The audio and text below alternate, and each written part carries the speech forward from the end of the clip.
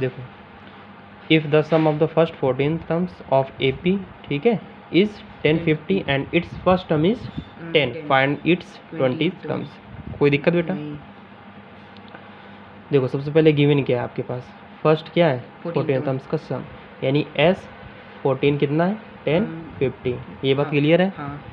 इसके बाद अगर बात की जाए तो फर्स्ट टर्म्स क्या है A, फर्स्ट टर्म्स A होता है ना, ये क्या कितना दिया गया आपको 10, और फाइंड क्या करना है आपको 20 टर्म्स, यानी T20 की वैल्यू निकालनी है। और T20 को हम क्या कहते हैं A प्लस 19D, यही तो जानते हैं ना इस नाम से, A प्लस 19D।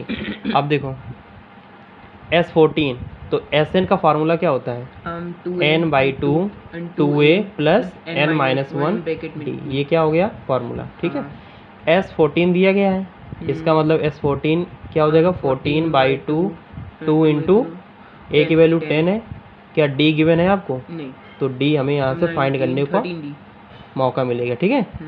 यहाँ से D फाइंड हो जाएगा, ठीक है। आगे क्या हो जाएगा देखो, यहाँ से ये हो गया 7, क्लियर, ये कितना हो गया 20, और यहाँ पर कितना हो जाएगा ये 14 इंटू 1 यानी 13, क्लियर। और ये कितना दिया गया आपको चेक करो 1050, सॉरी कितना 1050, क्लियर है। अच्छा, अब इसका करा दो अंदर मल्टीप्लाई, क्या हो जाएगा 1050 इक्वल टू 140 प्लस 91D, ये बात समझ में आ गई।